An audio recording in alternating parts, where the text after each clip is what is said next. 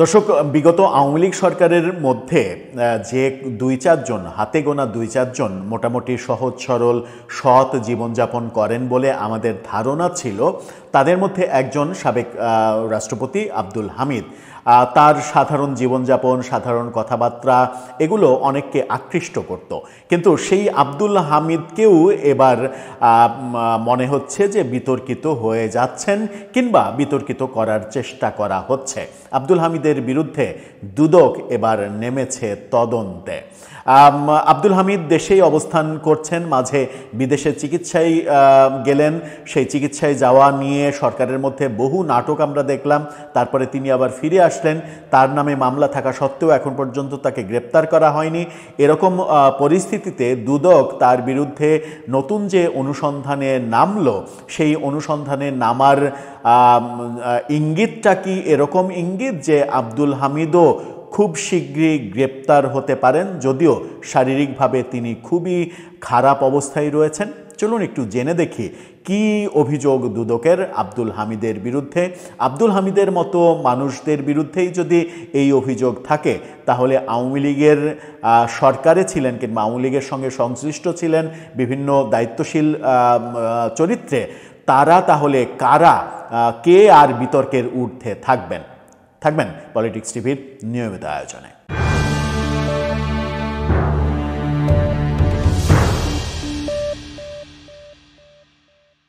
দর্শক, বলছিলাম সাবেক রাষ্ট্রপতি আব্দুল হামিদের বিরুদ্ধে এবার দুদক নামছে অনুসন্ধানে। অভিযোগ ২৪ কোটি টাকার। ২৪ কোটি টাকা বর্তমানে ২০২৫-এর শেষে এসে খুব একটা বেশি টাকা নয়। যদিও আমরা বিগত সময়ে আওয়ামী লীগের সময়ে দেখেছি যে মাত্র ২ কোটি টাকা মেরে দেওয়ার মামলা দেয়া হয়েছিল সাবেক প্রধানমন্ত্রী বেগম খালেদা জিয়ার নামে। জিয়া অরফানেজ ট্রাস্টের ২ কোটি টাকা এতিমের টাকা মেরে দিয়ে তিনি অন্যত্র স্থানান্তর করেছিলেন টাকা, এরকম অভিযোগে তাকে কিন্তু আমরা জেল খাটতে দেখেছিলাম। তার মানে হচ্ছে যে রাষ্ট্রের কাছে কখনো কখনো খুবই গুরুত্বপূর্ণ হয়ে যায় যে ইস্যুগুলো, সেই ইস্যুগুলো সাধারণ জনগণের কাছে হাস্যকর ইস্যুতে পরিণত হয়। আগেও হয়েছে, বর্তমানে না হলে কি আর ষোলকলাপূর্ণ হয়? দেখা যাক দুদক কি বলছে। বিডি নিউজ 24 এই খবরটা নিশ্চিত করছে। তারা বলছে রাষ্ট্রের ২৪ কোটি টাকা ক্ষতি, সাবেক রাষ্ট্রপতির বিরুদ্ধে অনুসন্ধানে দুদক। অনুসন্ধানের তালিকায় আব্দুল হামিদের ৩ ছেলের নামও রয়েছে। এখানে বলা হয়েছে রাষ্ট্রের ২৪ কোটি টাকা ক্ষতি তার মাধ্যমে হয়েছে। এটাই কি বাস্তবতার, নাকি তিনি এই ২৪ কোটি টাকা আত্মসাৎ করেছেন? চলুন ভিতরে কি বলছে একটু জেনে দেখি। সাবেক রাষ্ট্রপতি মোহাম্মদ আব্দুল হামিদের বিরুদ্ধে রাষ্ট্রের ২৪ কোটি টাকা ক্ষতির অভিযোগে তদন্তে নামছে দুদক। দুদকের মহাপরিচালক আক্তার হোসেন সাংবাদিকদের আজকে এই তথ্যটা নিশ্চিত করেছেন।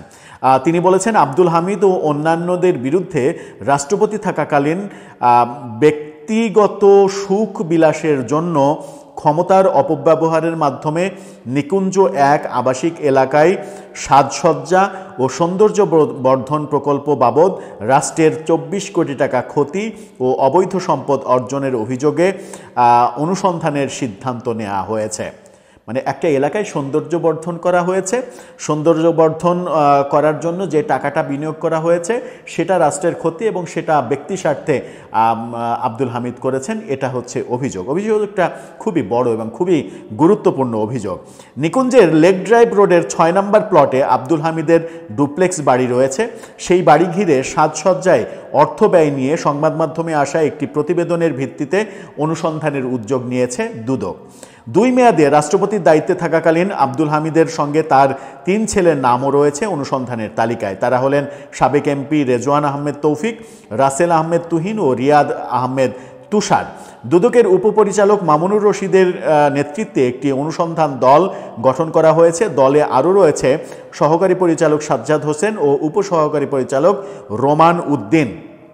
দুদকের একজন ঊর্ধ্বতন কর্মকর্তা বলেছেন, গণমাধ্যমে প্রকাশিত প্রতিবেদন আমলে নিয়ে অভিযোগটি অনুসন্ধানের সিদ্ধান্ত নেওয়া হয়েছে। চলতি বছরের ২০ মার্চ দৈনিক যুগান্তরে হামিদের সুখ বিলাসে গচ্চা ২৪ কোটি টাকা শিরোনামে একটি প্রতিবেদন প্রকাশিত হয়। অসাধারণ প্রতিবেদন। তিনি ওই এলাকার সৌন্দর্য বর্ধন করিয়েছেন, এটা মানে তার আত্মসাৎ, এই টাকাটা তার আত্মসাৎ, এরকম অভিযোগে দারুণ একটা রিপোর্ট করেছে যুগান্তর, এবং সেই রিপোর্টের ভিত্তিতে দুদক এবার অনুসন্ধানে নামছে। সেই প্রতিবেদনে বলা হয়েছিল কি, লেক ড্রাইভ রোডের 6 নম্বর প্লটে হামিদের 3 তলা বিশিষ্ট ডুপ্লেক্স বাড়ি, কর্নার প্লট হওয়ায় বাড়ির 2 দিক ফাঁকা, সামনের অংশে প্রবহমান খাল, 2 পাশে হাঁটার বাঁধানো রাস্তা, নান্দনিক ডিজাইনে তৈরি ডেক ও ঝুলন্ত ব্রিজ, দেশি বিদেশি ফুল ও শৌখিন পাতাবাহারে সজ্জিত চারপাশ, এমনকি খালের পানিতেও ভাসছে পদ্মফুল, সারি সারি খেজুর গাছ লেকের পাড় ঘেঁষে, গাছের খোঁজে খোঁজে নিয়মিত রস সংগ্রহের চিহ্ন, খাল সংলগ্ন রাস্তা আলোকিত করতে বিশেষ ব্যবস্থা, কিছুদূর পরপর বসানো হয়েছে অত্যাধুনিক ল্যাম্পপোস্ট। খুবই ভালো একটা ব্যাপার। মহামান্য রাষ্ট্রপতি তার যে বাড়ি, সেই বাড়ির যে এলাকা, সেই এলাকা সৌন্দর্যবর্ধন করা হয়েছে, রাস্তাঘাটের উন্নয়ন করা হয়েছে, রাস্তাঘাটের উন্নয়ন করে লেকের উন্নয়ন করা হয়েছে। এই জন্য তার বিরুদ্ধে অনুসন্ধানে নামছে দুদক যে এখানে কেঁচো খুঁড়তে কোনো সাপ পাওয়া যায় কিনা। এখন প্রশ্ন তো আসতেই পারে, প্রশ্ন উঠতেই পারে যে রাষ্ট্রপতি আব্দুল হামিদ যদি তার নিজের বাড়ি যে জায়গায়, সেই এলাকার উন্নয়নে বরাদ্দ নেন, তাহলে এই সরকার দায়িত্ব নেওয়ার পরে যে বরাদ্দগুলো নেওয়া হয়েছে, বিভিন্ন উপদেষ্টা বিভিন্নভাবে যে বরাদ্দগুলো নিয়েছেন, যেমন আসিফ মাহমুদ সজীব ভুঁইয়া তার মুরাদনগরের জন্য 450 কোটি টাকার বেশি বরাদ্দ নিয়েছেন। তো সেটা কি রাষ্ট্রের ক্ষতি হিসেবে দেখা হবে?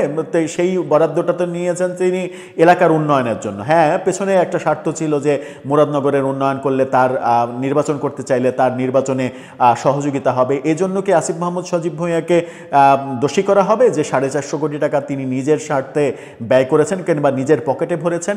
কিংবা কদিন আগে ঢাকা 10-এ ভোটার হওয়ার পরপরই ঢাকা 10-এ মসজিদ, মাদ্রাসা, প্যাগোডা, বিভিন্ন জায়গায় বিশেষ বরাদ্দ, সব থেকে বেশি বরাদ্দ দেওয়া হয়েছে। সেগুলো কি বলা হবে যে নিজের এলাকায় সৌন্দর্য বর্ধনের জন্য কিংবা নিজের এলাকায় উন্নতির জন্য ব্যক্তি স্বার্থে এই কাজটা করেছেন? এই কাজটা নিজে এলাকায় বাস করেন, নিজের এলাকার, যেমন আওয়ামী লীগ সরকার দায়িত্ব থাকাকালীন আমরা দেখেছি দক্ষিণাঞ্চলের ব্যাপক উন্নয়ন, পদ্মা সেতু থেকে শুরু করে ভাঙ্গা এক্সপ্রেস হাইওয়ে, গোপালগঞ্জ পর্যন্ত পুরো মানে একেবারে স্বর্গরাজ্য বানিয়ে দেওয়া, এই ব্যাপারগুলো যেটা করা হয়েছে, পদ্মা সেতুর মাধ্যমে দক্ষিণাঞ্চলের জীবনযাত্রা পরিবর্তন হয়ে গেছে, মানুষ অনেক বেশি প্রশংসা করেছিল ব্যাপারগুলোর। এটা কি দায়ী করা হবে শেখ হাসিনাকে যে শেখ হাসিনা ব্যক্তি স্বার্থে দক্ষিণবঙ্গের উন্নয়ন করেছিলেন? এই ব্যাপারগুলো আমার মনে হয় যে এই যে একটা পত্রিকা রিপোর্ট করলো, যদি ব্যাপারটা এরকম হতো যে আব্দুল হামিদ টাকা মেরে দিয়েছেন, যে রাষ্ট্রের এত কোটি টাকা, সেটা 24 কোটি টাকা না হোক, 24 লাখ টাকা হোক, এই 24 লাখ টাকা তিনি মেরে দিয়েছেন, এই খাত থেকে তিনি মেরে নিজের ছেলের বিস্কিট কেনার জন্য কিংবা নিজের ছেলের স্যুট প্যান্ট কেনার জন্য কাজে লাগিয়েছেন, কিংবা নিজের দামি সানগ্লাস কেনার জন্য তিনি ব্যবহার করেছেন সেই টাকাটা। সেরকম হলে ব্যাপারটা আমার মনে হয় যে গ্রহণযোগ্য হতে পারত। কিন্তু এই ক্ষেত্রে তিনি নিকুঞ্জতে বাস করেন, নিকুঞ্জতে যে এলাকায় বাস করেন সেই এলাকার উন্নয়ন করা হয়েছে, সেখানে তাকে অভিযুক্ত করে 24 কোটি টাকা রাষ্ট্রের লোপাট করার যে অভিযোগ করা হচ্ছে, এরকম অভিযোগ যদি খুঁজতে যাওয়া যায়, তাহলে স্বাধীনতার পরে গত 54 বছরে একজন সংসদ সদস্য, একজন এমপি, মানে এমপি সংসদ সদস্য তো একই, একজন চেয়ারম্যান,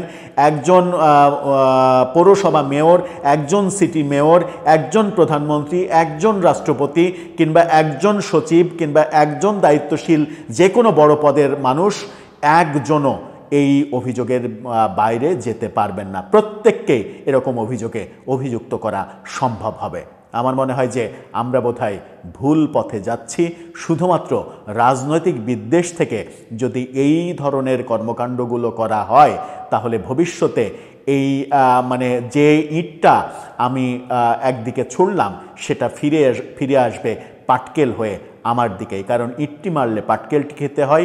এই উদাহরণটা পরবর্তী সরকার যদি উপদেষ্টা পরিষদের বিরুদ্ধে করে কিংবা দুদকে যারা কাজ করছেন তাদের বিরুদ্ধে যদি এই অভিযোগগুলো খুঁটিয়ে খুঁটিয়ে বেছে বেছে বের করে নিয়ে আসে, তাহলে কি অবস্থা হবে। শুধুমাত্র এই সমস্যার সমাধান করতেই আমার মনে হয় যে লক্ষ যুগের প্রয়োজন হবে।